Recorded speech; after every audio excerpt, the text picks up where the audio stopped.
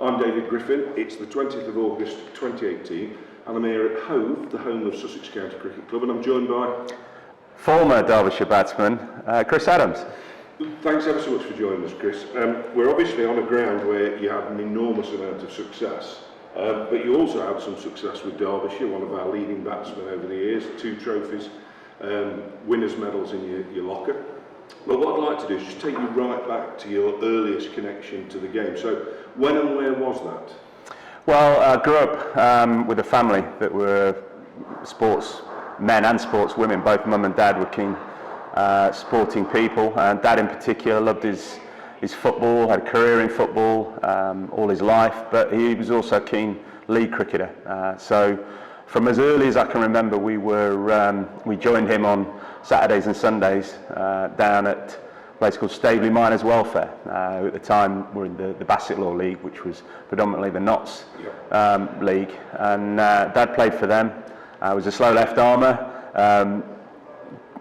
a boycott-esque, shall we say, batsman in his own words. And both my brother David and myself grew up learning the game of cricket on the boundary edge, and then eventually, as often was the case in those days, there'd be one short and you'd get a shout to come on the field, and it went from there, really.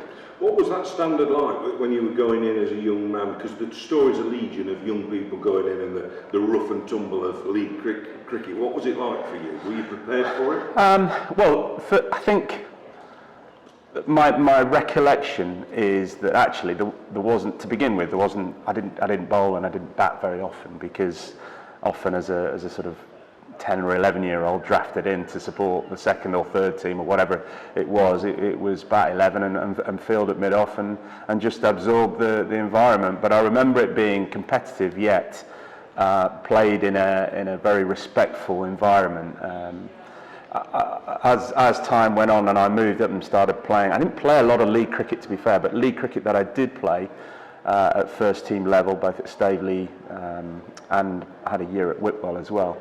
I remember being a different kettle of fish, very competitive and edgy as well. So that was kind of my first experience of the sort of transition into professional cricket, where it is the pressure certainly is higher, and the heat from the opposition, it gets turned up. So, but I remember with fondness my days at Staveley. They had a very good youth setup, lots of volunteers. Lots of people who give their time, and lots of families as well. So lots of brothers involved with the club, and a really good social atmosphere afterwards. And I enjoyed my days travelling around. Say those days it was around the Basset Law League, playing over at places Farnsfield, Clipston, Retford, Newark, that sort of thing. Huge mining communities. Huge mining community, and you know the stopping at countless pubs on the way home from those trips, and as a youngster having those cans of shandy that wasn't beer, but I thought it was beer. You know, it was great in the old days. 1%. You got it. So yeah, really fond memories. And that's where it all started for me. And I guess where my cricket started to take on a more representative nature was being selected for the Derbyshire under-13s, both at the schools representative side and also the association side. There was 2 in those days, split. What was the process then? Were you recommended, or did somebody spot you, or to both? I think I vaguely remember a trials day at the county ground, and but I can't remember whether that was for the association side or the school side. So the schools Derbyshire schools side was selected first, because it was during while school was still sitting before it broke up for the summer, and then the association side took over once the holidays were off and running. So I think I mean it's very different these days, isn't it? Because each county has an academy and a very in-depth selection process and youth progression pathway. So, but in those days, I guess it was you got to get yourself in front of the right people, and you know, you need your parents to get yourself in there. And once you were in, you were able to then sort of show off your talents and your abilities. And back in those days, that was the difficult thing. But both we were fortunate. I was fortunate. I had an older brother, so we were already in the system. And yeah, I enjoyed playing under 13s, under 15s. I was lucky enough to go and went down to the Esker Festival.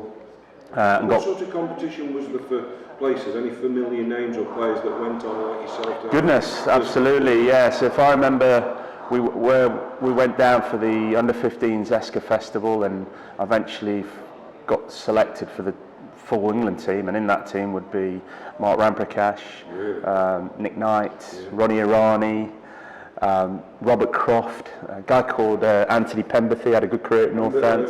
You know, so lots and lots of good cricketers who went on to represent not just. There's something about the identification of talent, because it's not always the case, is it, that at that young age they go on. There are those young teams where almost no one seems to go, but really that generation were identified early. I think so. I think so, and not all of them made it. You know, there was, I don't know, maybe a third didn't quite make it, but I still think that was a healthy number that went on. And again, I moved on and played under 19s for England, and in that team, very much a good number of those players. Corky by that stage was being played as a 17-year-old in the under 19s, and Darren Goff too. So we had what I would call a very, very, very strong England in the 19 side, and as was the nature of those days, you say the selection process was obviously right, but also if I remember also, I mean, when I signed my contract for Derbyshire, I was 17 and a half really. So and I played my first game, my first team game at 18. So there was opportunities for under 19 players to play first class cricket then. It's kind of rare now, isn't it? And it's almost, you know, with the system that we've got now, where every player comes through a pathway system. I suppose the frustration I have with the modern game is that we don't quite get them in early enough. And it's. Do you think possibly, someone said to me the other week, they were talking about the two-division structure, and saying that in 1990, when you were playing as a young man, if Derbyshire was sitting 7th or 8th in the Championship, come this time of year, August, they could give young players an opportunity because they weren't going to win the Championship. If you're 6th, or if you're anywhere really in Division 1 now, would you risk giving young players a chance now? Because you could get relegated. You know, no, definitely. It's definitely had. That's definitely. I mean, it's a double-edged sword, isn't it? In one way, back then it was far easier to get those games, as you say, for that reason. If there was nothing really on those matches, which doesn't sound great, but they weren't dead rubbers, because there was always this rivalry. People talk about there were dead games. No, they weren't dead games. No, I don't ever remember going into a county match thinking it doesn't matter if we lose this. You know, everybody wanted to win those games.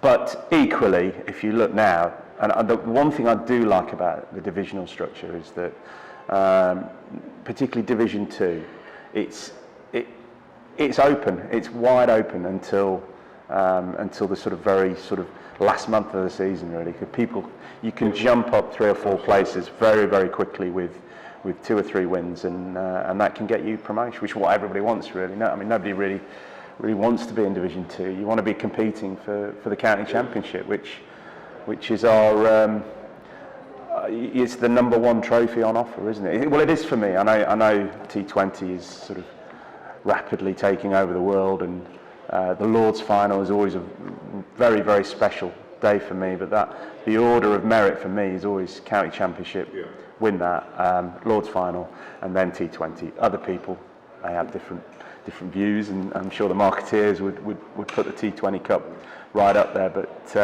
for me, the county championship is a true test of how good you are as a team, and to be able to play over a whole season and play the quality of cricket that is required to win it is a true test of how good you are. If I just take you back to your school days, because of course you went to Repton School, and I'm interested to know what the process was and the thinking, because of course Repton's got an amazing reputation for producing county cricketers, Test cricketers, Test captain. Yeah. And you went there and had a particularly successful time. So, Well, how did that come about? Well, what happened? I'd just finished my O levels, GCEs, I think they were called, and I wasn't particularly focused on my academics at school, and my two O level years had been through the teacher strike, where, to be quite honest, teaching was non-existent. So I pulled in some really average O level results, which were indicative of me saying, well, I'm not going to sit A levels, I'm not going to stay at school and sit A levels. I'd been offered what was called the YTS scheme as a footballer. I was a good footballer, keen footballer at Chesterfield Football Club and a number of other clubs, but that was the one I'd agreed to go and do, and I'd signed those papers to be a YTS for Chesterfield. And of course, for the rest of the summer, I played my representative cricket, and I must say back in those days, cricket was my summer sport. And if I'm totally honest, I had a passion and ambition to be a professional footballer, not a professional cricketer.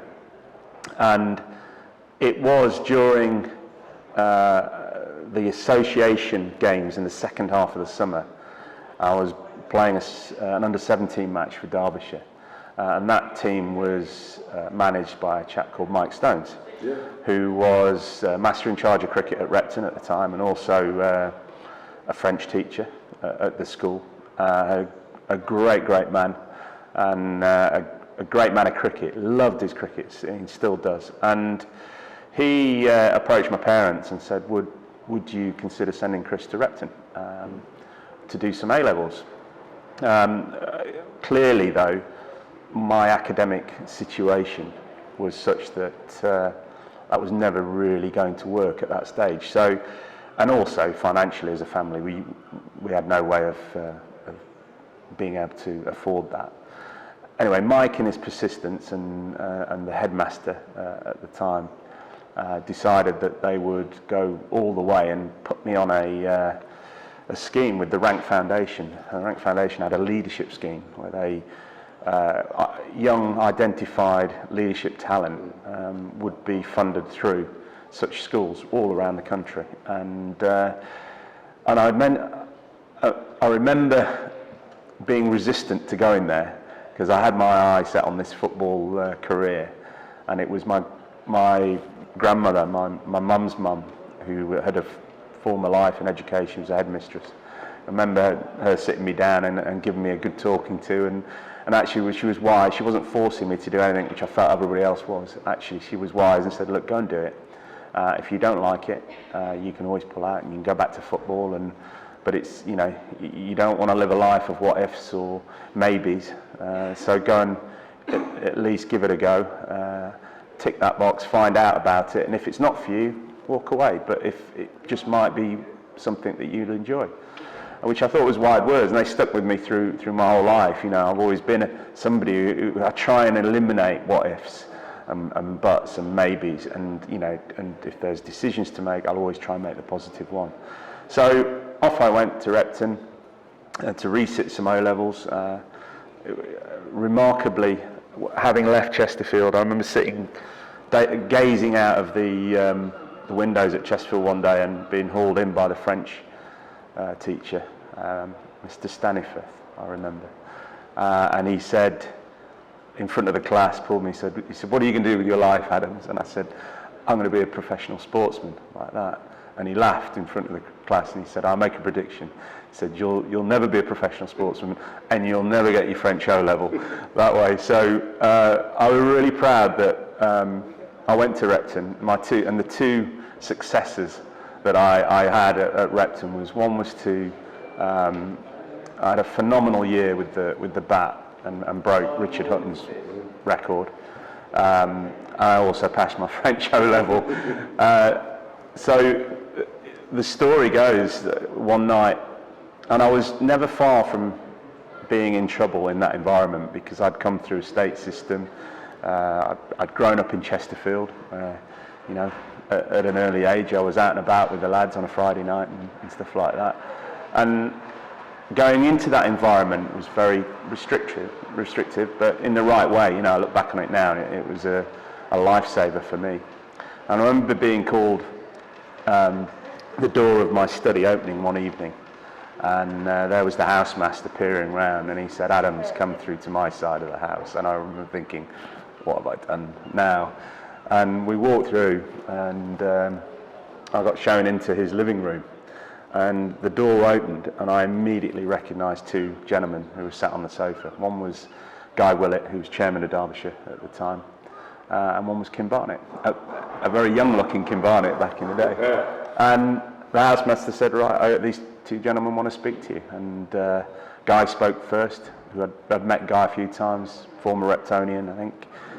So what year is this? Just to this was 1987, right. Summer of 1987, and so I'd started off with 100, 75 not out, 100, and then another 100. It just was one of those years. Brilliant weather like we've had this year, fabulous wicket, and lots of runs. And Guy said, "Well, this is the captain of Derbyshire, wants to say something to you." And Kim Barnett sort of said, "Well, we'd very much like to offer you a 3-year contract, and to start whenever you feel, whether it's straight away or you finish your school life and play then." So. And was there a football option open to you at that time, or were you still just playing? Well, no, because my decision. It's funny how fate delivers. Because earlier in my time at Repton in the sort of Michaelmas term, I'd gone off to trials to the HMC schools football trials. Yeah. And I was very hopeful. I had a really good football season. I was very hopeful of getting in the England team, the under 19 team. And I went to the trials, and I remember feeling rotten, and I was sweating and lacking in energy, and I didn't perform and didn't get picked. And 2 days after the trial, I came out in chickenpox, which was the virus that was attacking me. So I missed my chance for the football that year, but the cricket then delivered. And of course, I remember ringing home from the phone box, the red phone box in the village, which I've got a picture on my phone of still. I went there a couple of years ago, and I thought, I'm going to take a picture of this phone box, because people don't appreciate these days, because we've all got these mobile phones that and this was my one point of communication.